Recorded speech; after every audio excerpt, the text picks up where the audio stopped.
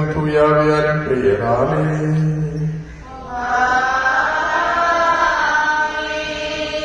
நம் ஆண்டவராய இயேசு கிறிஸ்துவின் அருளும் கடவுளின் அன்பும் தூயாவியாரின் நட்புறவும் உங்கள் அனைவரோடும் இருப்பதாக.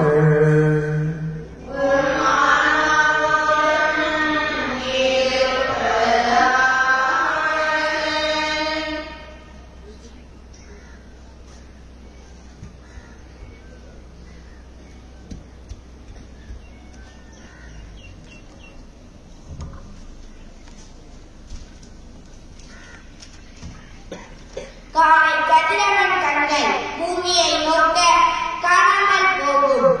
பனித்துளி போல இறைவன் நம்மை இனிதே நோக்க இன்னல்கள் பறக்கும் என்ற நம்பிக்கையோடு அதிசயமலை மாதா அன்னையின் பாசத்தில் ஒன்று கூடியிருக்கும் அன்புள்ளங்களே, உங்கள் அனைவரையும் மூன்றாம் திருவிழா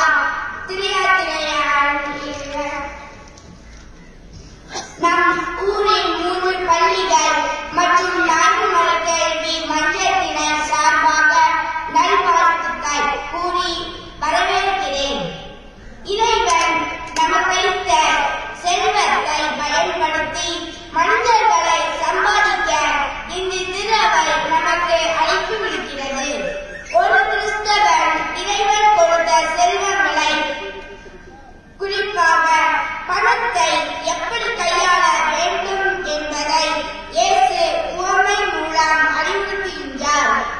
கடவுளுக்கு முதலிடம் கொடுக்காமல் செல்வத்திற்கு முதலிடம் கொடுத்து நம் ஊற்றார் உறவினரிடையே பகையை வளர்த்தமைக்காக மனம் வருந்தி இறைவன் மன்னிப்பை வேண்டுவதோடு நம்மால் இயன்ற நன்மைகளை செய்து நிலைவாழ்வை பெற்றுக்கொள்ள வரவல்ல இத்திரு அவையில் ஜெபிப்போம். திருப்பலியில் நாம் தொழிலாளத்தில் பங்கேற்க கரையாளர்கள் குற்ற முறைகளுக்காக மனமொழி ஆளுநர்களை மன்னிப்பு கேட்போம். எல்லாம் இறைவனுடன்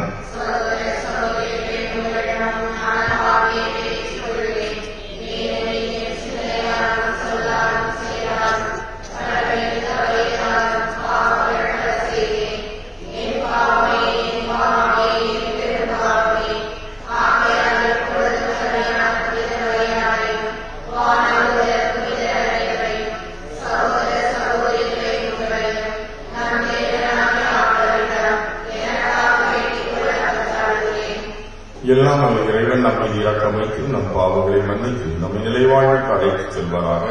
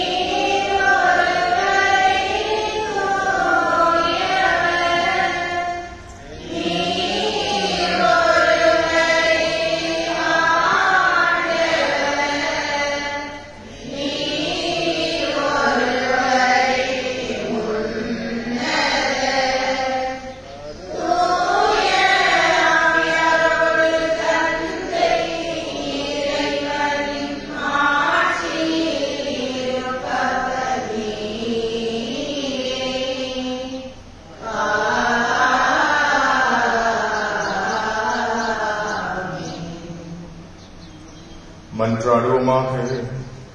இறைவா, உம்மையும் பிறரையும் அன்பு செய்வதில் திருச்சட்டத்தின் எல்லா கட்டளைகளும் அடங்கியிருக்க செய்தீரே. உம் கட்டளைகளை கடைபிடிக்கும் நாங்கள் முடிவில்லா வாழ்வுக்கு வந்து சேரும் தகுதி பெற எங்களுக்கு அருள்வீராக. உம்மோடு தூயாவியாரின் ஒன்றிப்பில் இறைவனாய் என்னென்று வாழ்ந்து ஆட்சி செய்கின்ற எங்கள் ஆண்டவரும் உம் திருமகனுமாகிய கிறிஸ்து வழியாக உம்மை மன்றாடுகின்றோம்.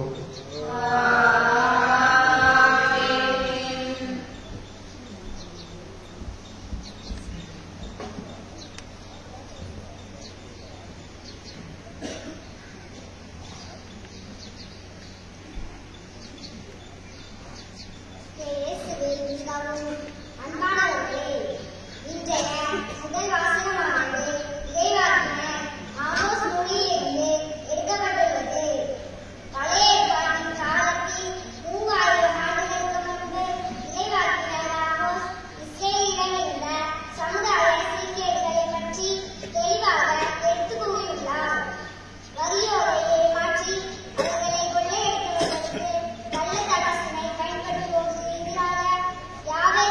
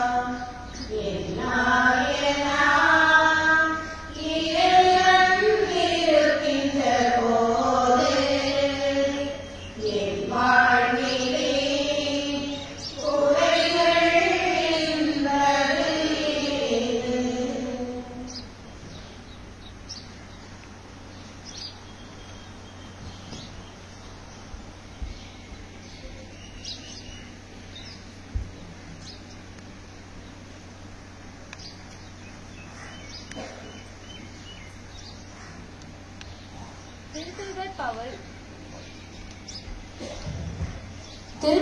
பவுல், நான் நம்மை சுற்றியிருக்கும் அனைவருக்காகவும் பரிந்துரைத்து இறைவனிடம் மன்றாட அன்புடன் அழைக்கிறார். இயேசு கிறிஸ்துவின் திருத்தூதராகவும் நற்செய்தி போதகராகவும் பணியாற்றும் அவர் தூயத்தோடு கைகளை உயர்த்தி இறைவேண்டல் செய்ய அழைக்கும் இந்த இரண்டாம் வாசகத்திற்கு கவனமுடன் செவிமடுப்போம்.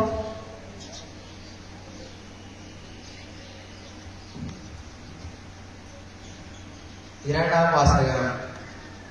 எல்லா மனிதரும் மீட்பு பெறவும் உண்மையை அறிந்துணரவும் வேண்டுமென கடவுள் விரும்புகிறார். திருத்தூதர் பவுல் தீமோத்தேயுவுக்கு எழுதிய முதல் திருமுகத்திலிருந்து வாசகம். அதிகாரம் 2, இறை வார்த்தைகள் 1-8 வரை. அன்புக்குரியவர்களே, அனைவருக்காகவும் மன்றாடுங்கள், இறைவனிடம் வேண்டுங்கள், பரிந்து பேசுங்கள், நன்றி செலுத்துங்கள். முதலில் நான் உங்களுக்கு தரும் அறிவுரை இதுவே: இறைப்பற்றும் கண்ணியமும் நிறைந்தவர்களாய் தொல்லையின்றி அமைதியுடன் வாழ அரசர்களுக்கும் உயர் நிலையில் உள்ள எல்லா மனிதர்களுக்கும் மன்றாடுங்கள். இதுவே நம் மீட்பராகிய கடவுளின் முன் சிறந்ததும் ஏற்புடையதுமானதாகும். எல்லா மனிதரும் மீட்பு பெறவும் உண்மையை அறிந்துணரவும் வேண்டுமென அவர் விரும்புகிறார். ஏனெனில் கடவுள் ஒருவரே, கடவுளுக்கும் மனிதருக்கும் இடையில் இணைப்பாளரும் ஒருவரே. அவரே இயேசு கிறிஸ்து என்னும் மனிதர். அனைவரின் மீட்புக்காக அவர் தம்மையே ஈடாக தந்தார். குறித்த காலத்தில் அதற்கு சான்று பகிர்ந்தார். இதற்காகவே நான் நற்செய்தியை அறிவிப்பேன். திருத்தூதனாகவும் விசுவாசத்திற்கு உண்மையானவனாகிய பிற இனத்தாருக்கு கற்பிக்கும் போதனைக்காகவும் ஏற்படுத்தப்பட்டேன். நான் சொல்வது உண்மையே, பொய்யல்ல. எனவே ஆண்கள் சினமும் சொற்பூசலும் இன்றி எவ்விடத்திலும் தூய உள்ளத்தோடு கைகளை உயர்த்தி இறைவேண்டல் செய்யுமாறு விரும்புகிறேன். இது ஆண்டவரின் அருள்வாக்கு.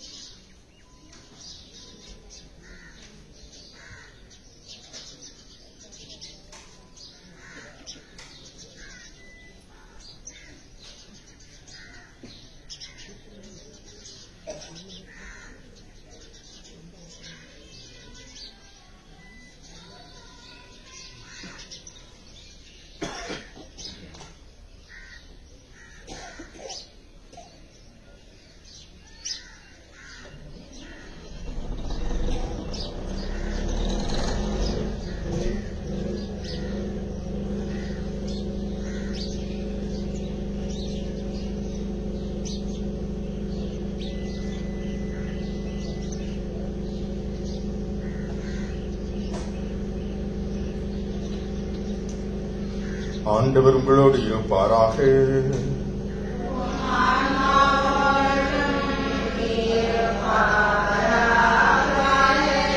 லூக்கா எழுதிய நற்செய்தியிலிருந்து வாசகம்.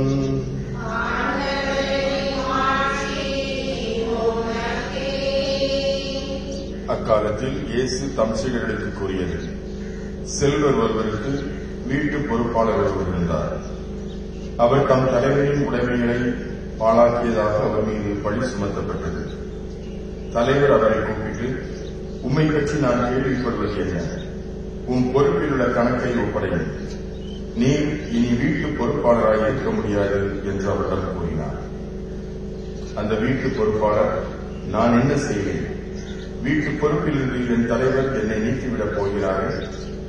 மண்ணுட்ட போய் என்னால் இயலாது, இறந்து உண்ணவும் வெட்கமாயிருக்கிறது. வீட்டு பொறுப்பிலிருந்து என்னை நீக்கிவிடும் போது பிறர் என்னை தங்கள் வீடுகளில் ஏற்றுக்கொள்ளும்படி நான் என்ன செய்ய வேண்டும் என எனக்கு தெரியும் என்று அவர் தமக்குள்ளே சொல்லிக் கொண்டார். பின்பு அவர் தம் தலைவரிடம் கடன்பட்டவர்களை ஒவ்வொருவராக வரவழைத்தார். முதலாவது வந்தவரிடம், நீர் என் தலைவரிடம் எவ்வளவு கடன்பட்டிருக்கிறீர்கள் என்று கேட்டார். அதற்கு அவர் 100 குடம் எண்ணெய் என்றார். வீட்டு பொறுப்பாளர் அவரிடம், இதோ உன் கடன் சீட்டு, உட்கார்ந்த 50 என்று உடனே எழுதும் என்றார். பின்பு அடுத்தவரிடம், நீர் எவ்வளவு கடன்பட்டிருக்கிறீர் என்று கேட்டார். அதற்கு அவர் 100 மூடை கோதுமை என்றார். அவர், இதோ உன் கடன் சீட்டு, 80 என்று எழுதும் என்றார். நேர்மையற்ற அந்த வீட்டு பொறுப்பாளர் முன்மதியோடு செயல்பட்டதால் தலைவர் அவரை பாராட்டினார். ஏனெனில் ஒளியின் மக்களை விட இவ்வுலகின் மக்கள் தங்கள் தலைமுறைகளிடத்தில் மிக்க முன்மதியுள்ளவர்களாய் நடந்து கொள்கிறார்கள்.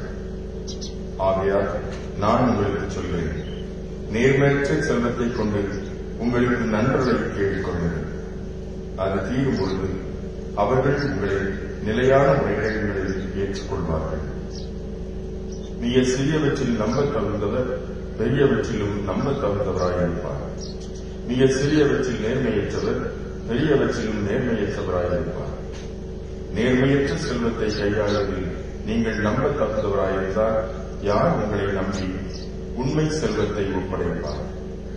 பிறருக்குரியவற்றை கையாளுவதில் நீங்கள் நம்ப தகுந்தவர்களாய் போனால் உங்களுக்கு உரியவற்றை உங்களுக்கு கொடுப்பவர் யார்? எந்த வீட்டு வேலையாலும் 2 தலைவர்களுக்கு பணிவிடை செய்ய முடியாது. ஏனெனில் ஒருவரை வைத்து மற்றவரிடம் அவர் அன்பு கொள்வார், அல்லது ஒருவரை சார்ந்து கொண்டு மற்றவரை புறக்கணிப்பார். நீங்கள் கடவுளுக்கும் செல்வத்திற்கும் பணிவிடை செய்ய முடியாது. ஆண்டவரின் அருள்வாக்கு.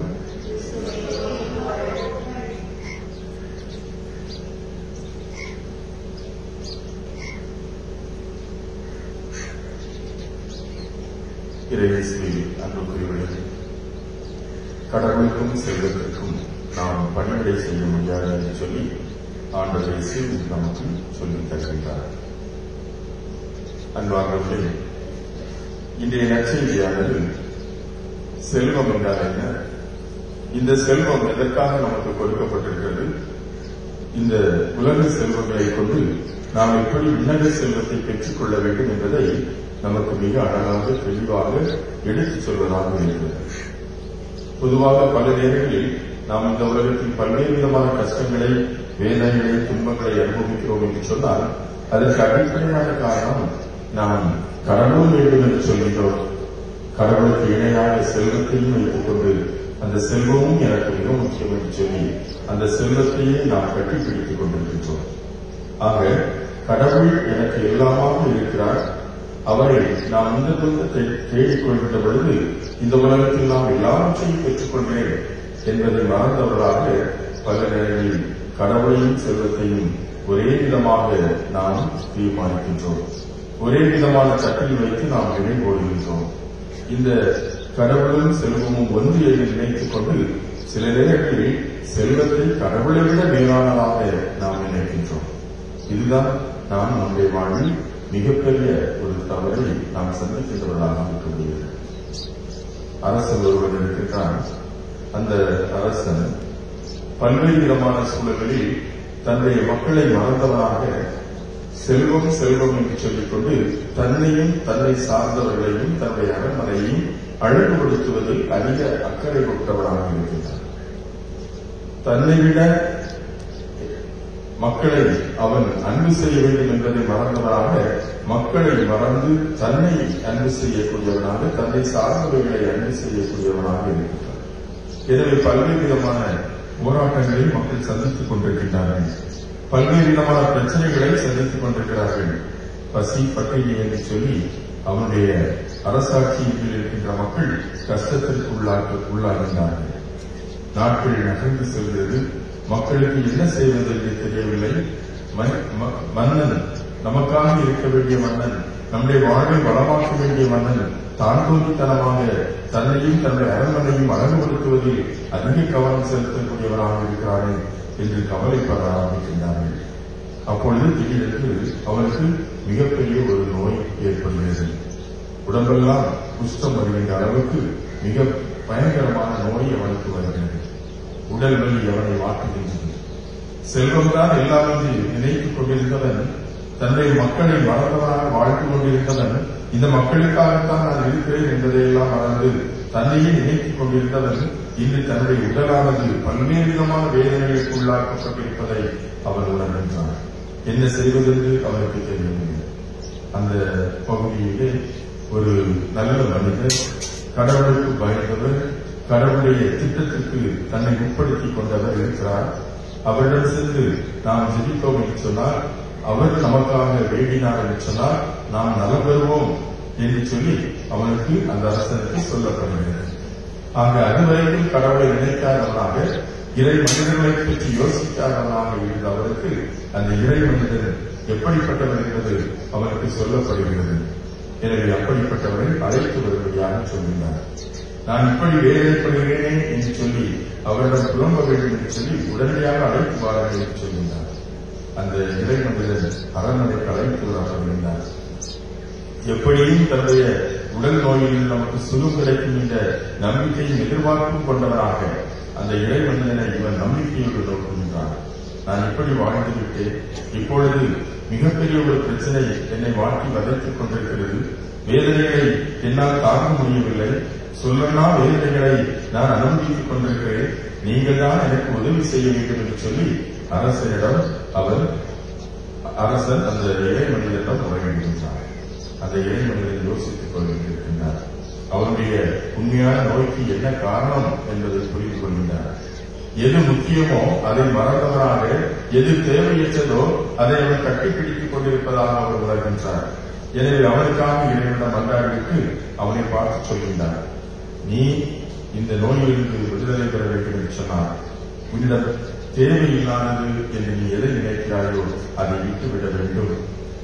நீ எதை தேவையில்லை என்று நீ நினைக்கிறீர்களோ அதை விட்டுவிட வேண்டும். உன்னுடைய அரண்மனையிலிருந்து உன்னுடைய இடத்திலிருந்து அதை அகற்றிவிட வேண்டும்.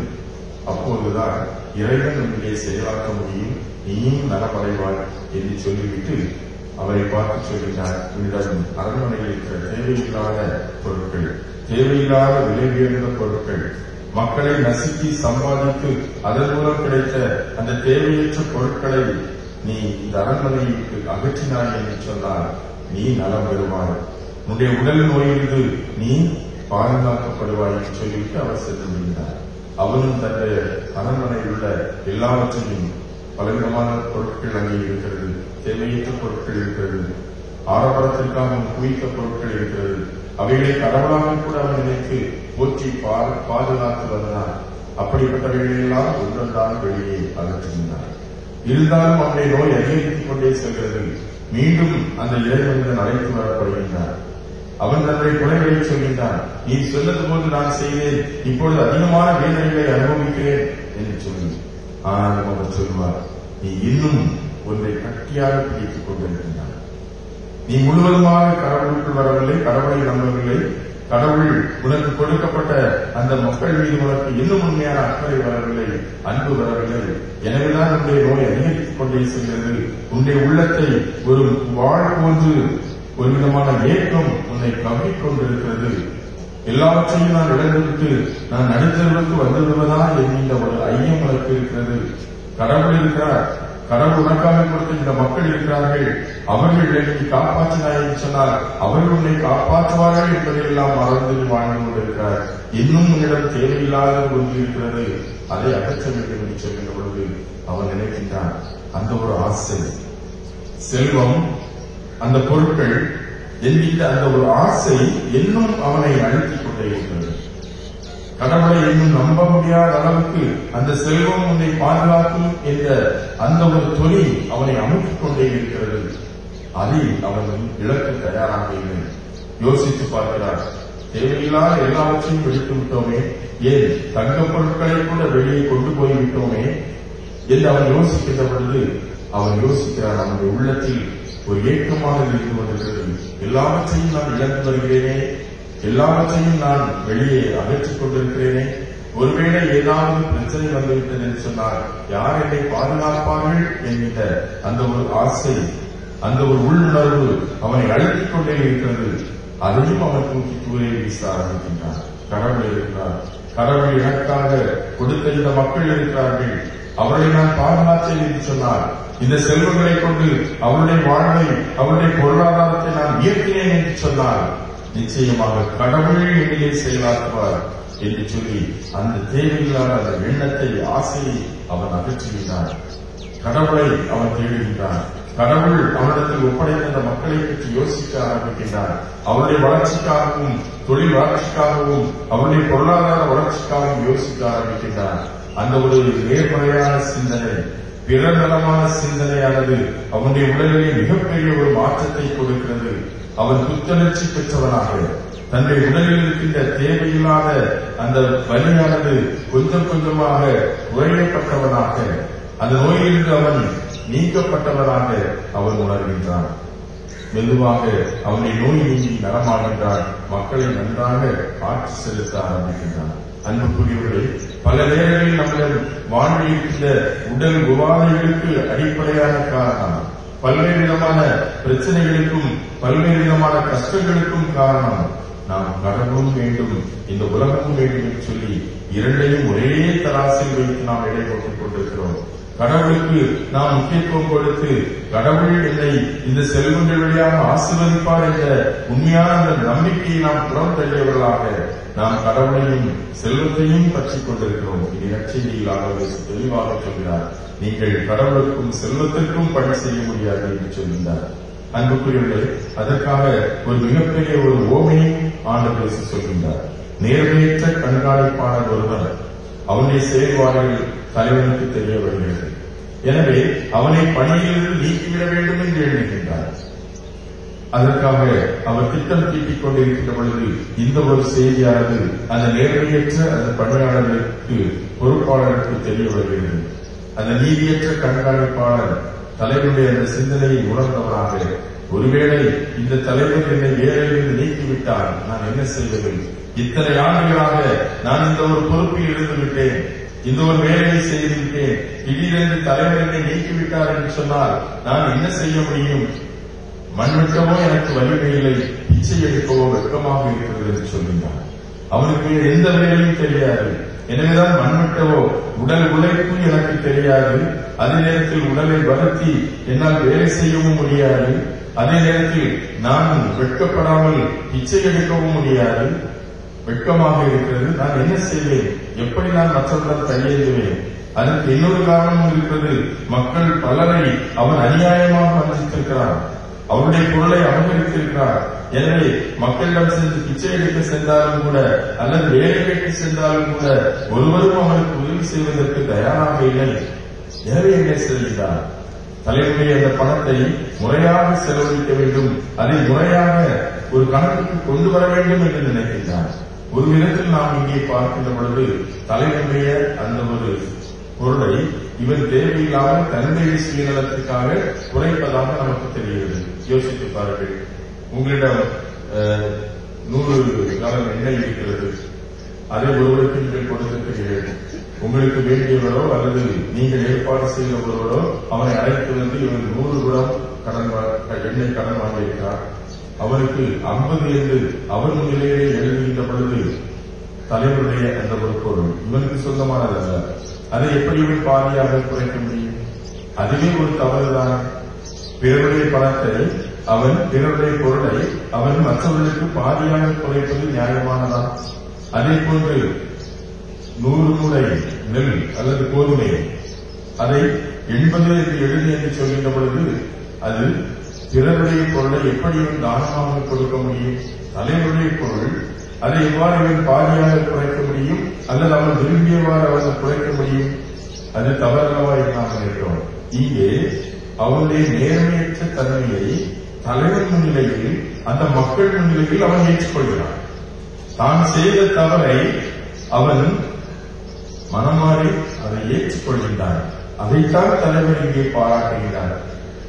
பொதுவாக இயேசுடைய காலத்தில் அல்லது அப்படிப்பட்ட அந்த இயேசு வாழ்ந்த காலத்தில் அந்த யூத சமூகத்தை எடுத்துக்கொண்டோம் சொன்னால் பெரிய தலைவர் பண முதலாளிகள் இருப்பார்கள், தலைவர்கள் இருப்பார்கள், செல்வந்தர்கள் இருப்பார்கள். ஆக அவருடைய பொருட்களை செல்வத்தை கண்காணிப்பதற்கு என்று பொறுப்பாளர்கள் நியமிக்கப்படுவார்கள். கண்காணிப்பாளர்கள் அந்த பொருட்களுக்கு செல்வதற்கு பொறுப்பாளர்கள் நியமிக்கப்படுவார்கள். என தலைமைக்கு எவ்வளவு பொருள் இருக்கிறது என்று கூட தெரியாது சில நேரங்களில். எனவே அதை கவனிப்பதற்காக நிர்ணயம் செய்வதற்காக அதை முறையாக மக்களுக்கு கொடுத்து அதிலிருந்து வட்டியை பெறுவதற்காக பல்வேறு விதமான பொறுப்பாளர்கள் நியமிக்கப்படுவார்கள். அப்படி நியமிக்கப்பட்டவர் தான் இந்த பொறுப்பாளர். அப்பொழுது அந்த பொறுப்பாளர்களும் அந்த தலைவர் என்ன சொல்வார் என்று சொன்னால், நான் உனக்கு இவ்வளவு பொருள் தருகிறேன், நீ இதை வட்டியோடு எனக்கு இவ்வளவு பொருளாக தர வேண்டும், அதன் பிறகு அதை அதிகமாக கொடுப்பது உன்னுடைய பொறுப்பு, நீ எப்படியும் கொடுத்துக் கொள்ளலாம் என்று சொல்லியிருப்பார்கள். சில பொறுப்பாளர்கள் அதை அநியாயமாக மக்களை நசுக்கி தலைவருடைய பணத்தை அதிகமான வட்டிக்கோ அல்லது அதிகமான காரியங்களுக்காகவோ அவர்கள் கொடுப்பார்கள். ஆக தலைவருடைய பணத்தை அவர்கள் முறையில்லாமல் தாண்டோனித்தனமாக ஒரு குறிப்பிட்ட அளவுக்கு அவர்களுக்கு இந்த ஒரு லாபத்தை வைத்துவிட்டு செய்தால் அதில் எந்த விதமான பிரச்சனையும் இல்லை. ஆனால் இந்த நீதியற்ற பொறுப்பாளர் என்ன செய்கின்றார் என்று சொன்னால், தலைவர் 100 குடம் எண்ணெய் என்று வைத்துக் கொள்வோம். அந்த 100 குடம் எண்ணெயை அந்த ஏழைக்கு அவன் கொடுத்திருக்க மாட்டான். எப்படி கணக்கு எழுதுவான்? 50 குடத்தை கொடுத்துவிட்டு 100 என்று எழுதிவிடுவான். பாருங்கள், 50 தலைமுறைய அந்த உண்மையான அந்த பொருள் 50 குடம் எண்ணெய். ஆனால் அங்கு எழுதப்பட்டது 100 குடம் என்று எழுதப்பட்டிருக்கு. அப்போ தலைவருடைய அந்த ஒரு பொருளை இவன் அநியாயமாக கணக்கு நோக்க எழுதுகிறான். தலைவனும் அவன் 50 திருப்பி கொடுத்தால் போதும், அவன் மீதி 50 யாருக்கு இவன் அநியாயமாக தனக்கு சேர்த்துக் கொள்கிறான். ஆக அந்த ஏழைகளை அவன் நசுக்கின்றான். அதே போன்று 100 மூடை கோதுமை என்று சொல்கின்ற பொழுது அங்கே அவன் கொடுத்தது 80 இருக்கும், ஆனால் எழுதியது 100 இருக்கும். இவ்வாறாக மக்களை அவன் நசுக்க ஆரம்பித்ததற்கு காரணமாகத்தான் இந்த ஒரு செய்தி தலைவனுக்கு வருகிறது. இப்படி உடைய பணத்தை அவன் முறையற்ற விதத்தில், செல்வத்தை முறையற்ற விதத்தில் அவன் செலவழிக்கின்றான், மக்களை நசுக்கிக் கொண்டிருக்கிறான் என்பதுதான் அவன் மீது சுமத்தப்பட்ட குற்றச்சாட்டாக இருக்கிறது. எனவே எல்லா முன்னிலையிலும் தன்னுடைய தவறை அவன் உணர்ந்தவராக, தன்னுடைய குற்றத்தை ஏற்றுக்கொண்டவராக அவன் உண்மையை அங்கே எழுதுகின்றான். ஒருவன் எவ்வளவு அவன் கொடுத்தானோ அதை அப்படியே தலைவன் முன்னிலையில் எழுதுகின்றான். நான் அவனுக்கு 50 குடம் தான் கொடுத்தேன், அந்த 50 என்று எழுது. நான் அவனுக்கு 80 மூடை கோதுமைதான் கொடுத்தேன், அந்த 80 என்று எழுது என்று சொல்லி அவன் தன்னுடைய தவறை ஏற்றுக்கொள்கின்றான், தன்னுடைய குற்றத்தையும் ஒப்புக்கொள்கின்றான். நான் தவறு செய்துவிட்டேன், உண்மையையும் ஏமாற்றி விட்டேன், மக்களையும் நான் ஏமாற்றி விட்டேன், நசுக்கி விட்டேன், எனவே மன்னிக்க வேண்டும் என்று சொல்லி மன்னிப்பை அவன் கேட்கின்றான். அங்கே அவனுடைய நேர்மையான செயலை தலைவர் பாராட்டுகின்றார். அவர் செய்தாலும் கூட அந்த தவறை ஏற்றுக்கொள்ளக்கூடிய மனப்பக்குவம் இருக்கிறது. செல்வத்தை அநியாயமாக சம்பாதிக்க வேண்டும் என்று சொல்லி கடவுளை விட செல்வத்தை அவன் நேசிக்கின்ற அந்த ஒரு தன்மையை, இது தவறு என்பதை அவன் ஏற்றுக்கொள்கின்றான். எனவே அவன் மனமாறுகின்றான். அந்த மனமாற்றத்தின் விளைவாக அந்த நேர்மையற்ற பொறுப்பாளர், கண்காணிப்பாளரை தலைவன் பாராட்டுகின்றார், வெச்சுகின்றார். அவனை தன்னுடைய பணியிலே மீண்டும் அமர்த்தி விடுகின்றார். இனி இவன் தவறு செய்ய மாட்டான், செய்த தவறை ஏற்றுக்கொண்டான். எனவே இனிமேல் அவன் தவறு செய்ய மாட்டான், அவனுடைய செல்வத்தை முறையாக பயன்படுத்துவான் என்று சொல்லி அவனை மன்னித்து ஏற்றுக்கொள்கின்றான். ஆம், அன்புக்குரியவர்களே, செல்வத்திற்கும் கடவுளுக்கும் நாம் ஊழியம் செய்ய முடியாது. இரண்டுக்கும் நாம் நியாயமாக இருக்க முடியாது. நாம் பிறரை ஏமாற்றுகின்ற பொழுது, வஞ்சிக்கின்ற பொழுது அது நம்மை பாதிக்கும், நம்மை சார்ந்தவர்களை பாதிக்கும், நம்முடைய தலைமுறையை பாதிக்கும். எனவே நாம் கவனமாக இருக்க வேண்டும். பிறருடைய பொருளை நாம் அபகரிப்பதோ, பிறருடைய அநியாயமாக ஏமாற்றுவதோ, கடவுளுக்கு தேவையில்லாத உகந்தது இல்லாத காரியத்தை செய்வதையோ நாம் தவிர்க்க வேண்டும். அப்பொழுதுதான் இறை ஆசை கிடைக்கும். இந்த திருத்தலத்திற்கு பல்வேறு விதமான கோரிக்கைகளோடு தேவைகளோடு நாம் வந்திருக்கிறோமே, அவைகள் நமக்கு கிடைக்க வேண்டும் என்று சொன்னால் நம்முடைய வாழ்வில் மாற்றம் இருக்க வேண்டும். நம்முடைய வாழ்வில் மாற்றம் இருந்தது என்று சொன்னால்தான் நாம் மனமாறியவர்களாக இந்த திருத்தலத்திற்கு வந்தால்தான் அதிசய மனத்தாயின் வழியாக நாம் அதிசயங்களை கடவுளிடமிருந்து பெற முடியும், அற்புதங்களை கடவுளிடமிருந்து பெற முடியும். அந்த நீங்கற்ற பொறுப்பாளரை தலைவர் பாராட்டியதை கொண்டு இயேசு நம்மை பாராட்ட முடியும், அதிசய மனத்தாய் நம்மை பாராட்ட முடியும். எனவே அன்புக்குரியவர்கள், இந்த இடத்திலே இந்த திருப்பலியில் பங்கெடுத்துக் கொண்டிருக்கிறோம். நம்முடைய வாழ்வை நாம் சற்று சிந்தித்து பார்ப்போம். நாம் எதற்கும் முக்கியத்துவம் கொடுக்கிறோம், யாருக்கும் முக்கியத்துவம் கொடுக்கிறோம், எது நம்முடைய வாழ்வில் வேண்டும் என்று சொல்லி நாம் யோசிக்கிறோம், எதை நாம் தேவையில்லாதது என்று தெரிந்தும் கூட அதை கட்டியாக பிடித்துக் கொண்டிருக்கிறோம். யோசித்து பார்ப்போம். நம்முடைய வாழ்வில் மாற்றத்தை நாம் எப்பொழுது உணரப் போகின்றோம், எப்பொழுது மனம் மாறப் போகின்றோம். எனவே அன்புக்குரியவர்களே, செல்வத்திற்கும் கடவுளுக்கும் ஊழியம் செய்ய முடியாது. ஒன்றை நாம் புறம் தள்ளினால்தான் நாம் வாழ்கிற முடியும். நாம் எதை புறம் தள்ள போகின்றோம்? கடவுளையா, செல்வத்தையா? செல்வத்தை கட்டியாக பிடித்துக் கொண்டு கடவுளை இழக்கப் போகின்றோமா? அல்லது கடவுளை கட்டியாக பிடித்துக் கொண்டு இயேசுவை கட்டியாக பிடித்துக் கொண்டு அதிசய மனமாதாவை நாம் கட்டியாக பிடித்துக் கொண்டு மற்ற எல்லாவற்றையும் நாம் இழப்பதற்கு கூட தயாராக இருந்தோமா? யோசித்து பார்ப்போம். எனவே அன்புக்குரியவர்களே, இந்த திருத்தலத்திற்கு நம்பிக்கையோடு வருவோம். திருத்தலத்தில் இருந்து நாம் அதிசயமையும் அற்புதங்களையும் பெறுகிறோம் என்பதை உணர்வோம். அதற்கான காரியங்களை அதிசய மனத்தாய்ந்து அந்த முன்னுதாரணமான ஒரு வாழ்வை நம்முடைய வாழ்வாக மாற்றி அனைத்தையும் பெற்றுக்கொள்ள தொடர்ந்து இந்த திருப்பலியில் ஆண்டவரிடத்திலே மன்றாடுவோம். ஆமென். அனைவரும் எழுந்து நம்முடைய நம்பிக்கையை அறிக்கையிடுவோம். Yeah.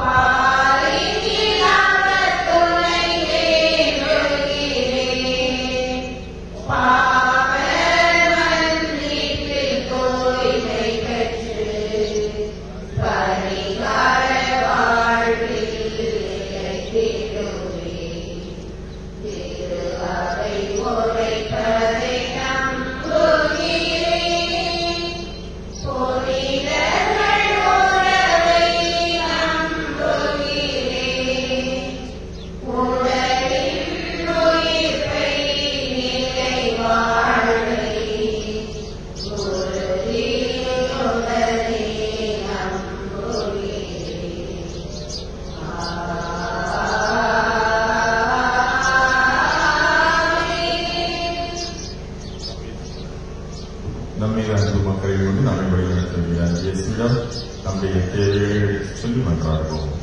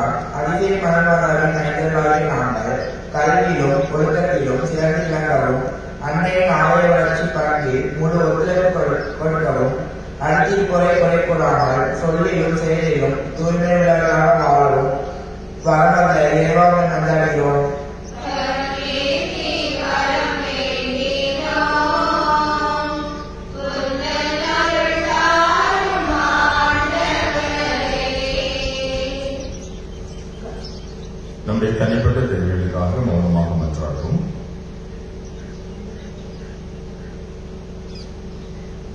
அன்பின் இறைவா, உடைய பிள்ளைகளாக நாங்கள் நம்பிக்கையோடு கேட்ட இந்த வரங்கள் அனைத்தையும் நீங்கள் கொடுத்து எங்கள் ஒவ்வொருவரையும் நிறைவாக ஆசீர்வதித்திட வேண்டும் என்று எங்கள் ஆண்டவராகிய கிறிஸ்து வழியாக மன்றாடுகின்றோம்.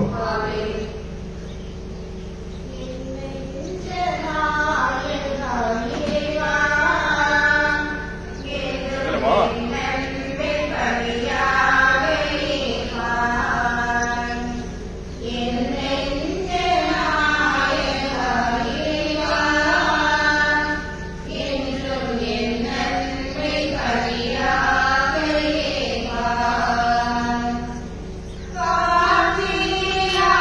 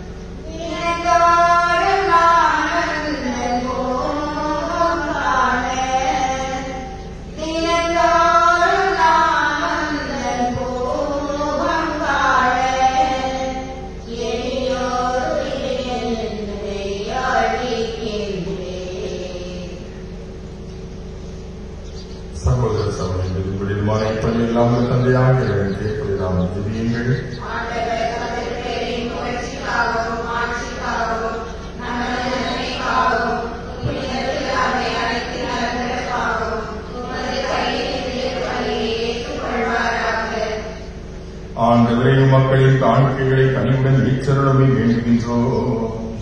அதனால் நம்பிக்கையோடும் பக்தியோடும் அவர்கள் எவற்றை அறிக்கையிடுகின்றார்களோ அவற்றை விண்ணகர்களுடைய அறங்களால் பெற்றுக் கொள்வார்களாக. ஆண்டவராகிய கிறிஸ்து வழியாக உம்மை மன்றாடுகின்றோம். ஆண்டவர் உங்களோடு இருப்பாராக.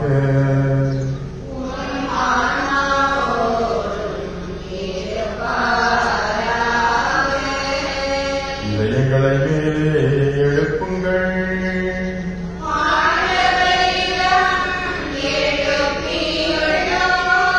நம் இறைவனாகிய ஆண்டவருக்கு நன்றி கூறுவோம்.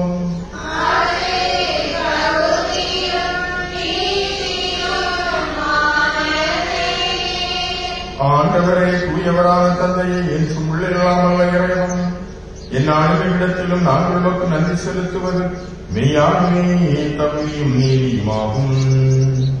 எங்கள் கடமை மீட்புக்குரிய செயலுமாகும். நாங்கள் வாழ்வதும் இயங்குவதும் இருப்பதும் மேலேதான்.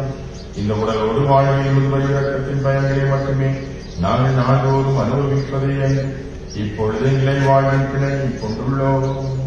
ஏனெனில் மாவியாரின் முதற்கனிகளை பெற்றுள்ள நாங்கள் பாஸ்கா மலைகளின் பயன் எங்களுக்கு என்று முந்தியென நம்புகின்றோம். அந்த ஆவியார் வழியாகவே நீர் இயேசுவை சாவின் உயிர்த்தெழச் செய்து ஆகவே நாங்கள் வாழ் முதலமையோடும் சேர்ந்து உம்மை கோயிலேற்றி அக்கழித்துக் கொண்டாடி ஆர்ப்பரித்து பாடுவதாவது.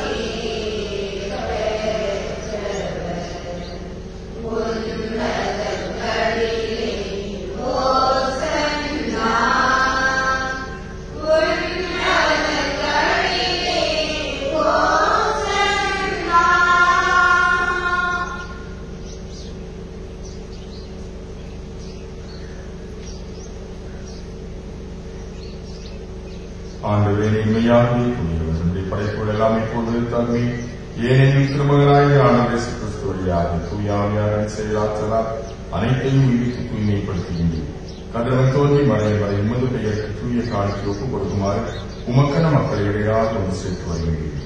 எனவே ஆண்டவரை மக்கள் அர்ப்பணிக்க நான் கொண்டு வந்ததை காணிக்கிறேன். அதே ஆவியால் தூய்மைப்படுத்த உண்மை தாழ்மைகள் வந்தார்கள். இவ்வாறு திருமகனாய் ஆண்டவர் இயேசு கிறிஸ்துவின் உடலும் இரத்தமுமாக எங்களுக்கு இறைமானவாகும். அவர் பணித்தவாறு மனைவிகளை கொண்டாடுகின்றோம்.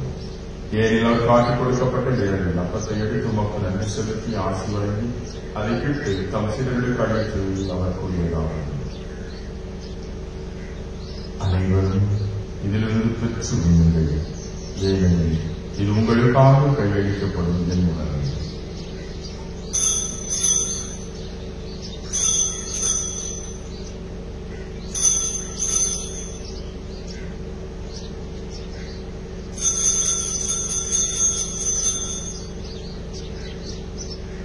அவ்வண்ணமே இரவில் அறிந்தியவின் கிண்ணத்தை எடுத்து உமக்கு நன்றி செலுத்தி ஆசி வழங்கி அதை தப்சிடத்தில் கழித்து அவருக்குரியதானது. அனைவரும் இதிலிருந்து பெற்றுக் கொள்கின்றனர். ஏனெனில் இது புதிய நிலையான உடன்படிக்கைக்குரிய ரத்தத்தின் பின்னர் இது பாவ மன்னிப்புக்கின்ற உங்களுக்காகவும் பலருக்காகவும் சிந்தப்படும். இதை நினைவாக செய்யுங்கள்.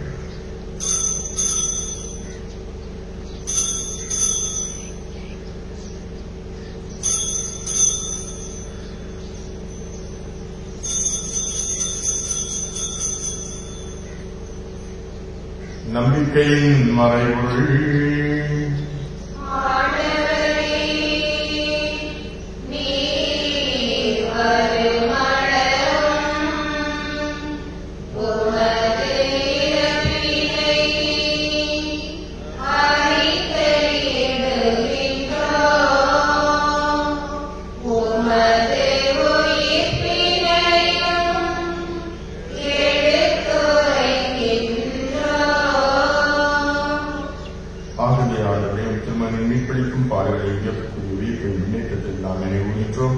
இவர் மீண்டும் வருவார் எதிர்பார்த்திருக்கும் நாங்கள் சொந்தமானவர்கள் நன்றி செலுத்தி மக்கள் கொடுத்தோம்.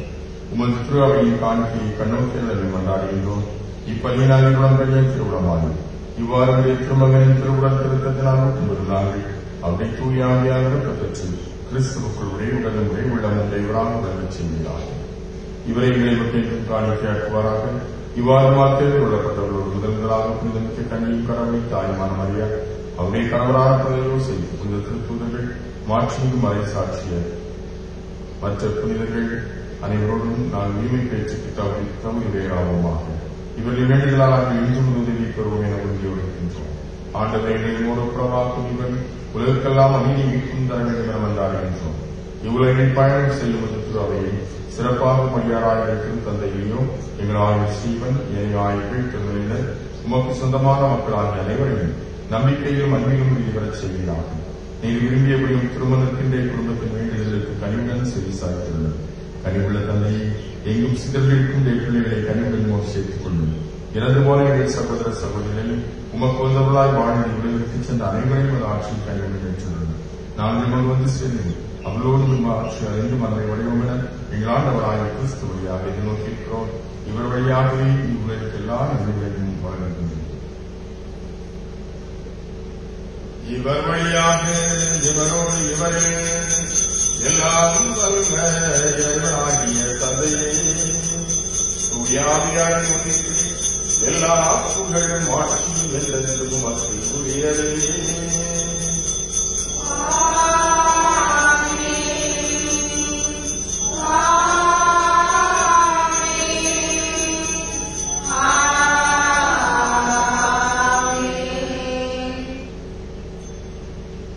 மீட்பெருங்கடலையால் தப்பிக்கப்பட்டு இறை வடிப்பினையால் பயிற்சி பெற்றலாம் துணிந்து பாடுவோம்.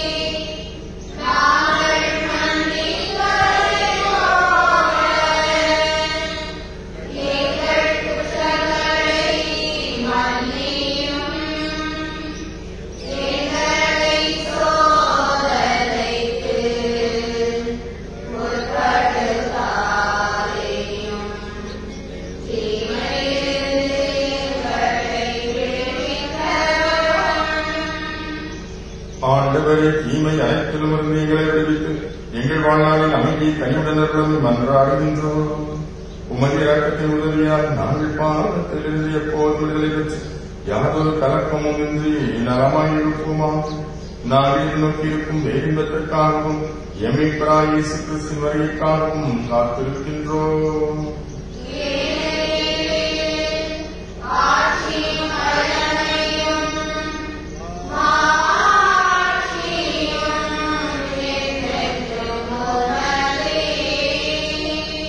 ஆண்டவரே இயேசு கிறிஸ்துவின் அமைதியை உங்களுக்கு விட்டுச் சென்றேன், என் அமைதியை உங்களுக்கு அளிக்கிறேன் என்று திருத்தூதர் முனைகிறே.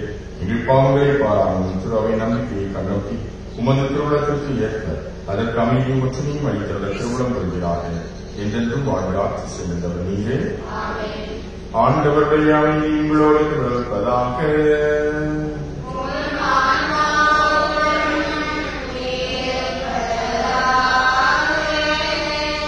ஒருவருக்கொருவர் கிறிஸ்துவின் அமைதியை மகிழ்ச்சியுடன் அறிவித்துக் கொள்வோம்.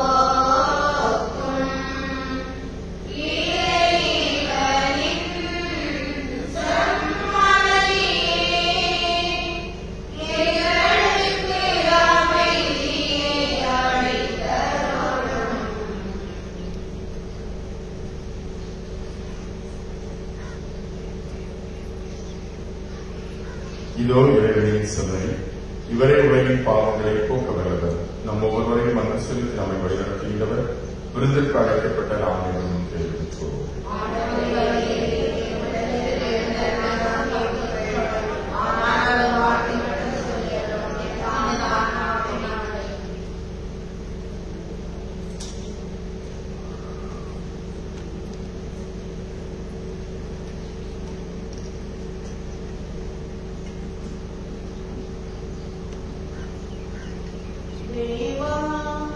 Amen. Amen.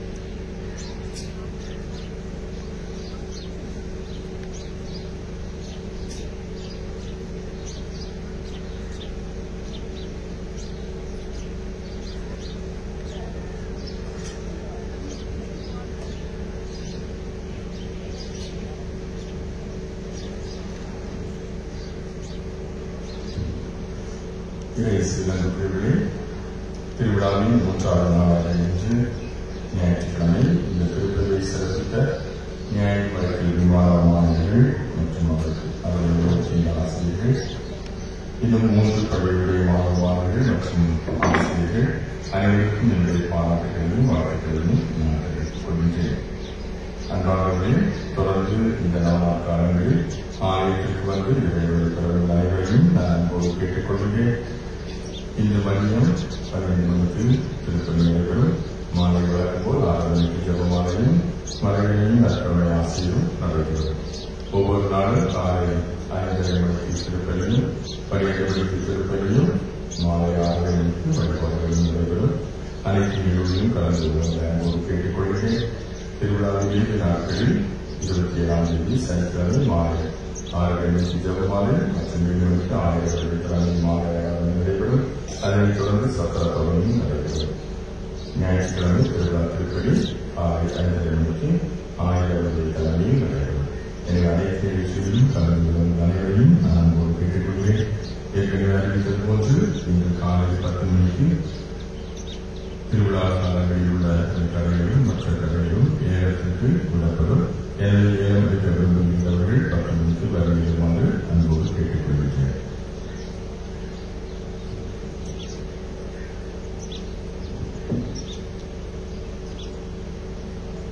உன் நியமங்களை கருத்தால் கடைபிடித்து நீ கட்டளையிட்டு அதனால் இந்த விதிமுறைகளை நான் கடைபிடிக்க இவ்வகையை மேம்படுத்தும். மன்றாடுவோமாக. ஆண்டவரை மலர்களால் புத்தியில் வச்சைகளுக்கு மதிலையாக உதவி கனிவிழந்து வளர்வீராக. அதனால் மீட்பின் பயனை மலைகளில் மன்றாடுவார்கள் பெற்றுக் கொள்வோமாக. எங்களால் கிறிஸ்து வழியாக நீ மன்றாடுகின்றோம். ஆண்டவர்களோடு இருப்பாராக.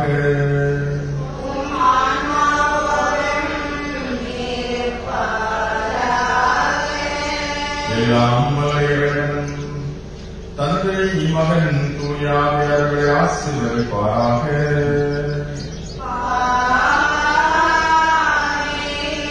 இறைவன் தந்தை ஆசிரியை பெற்றவர்களாக சென்று வாழ்வோம். திருப்பதியை நிறைவேற்று.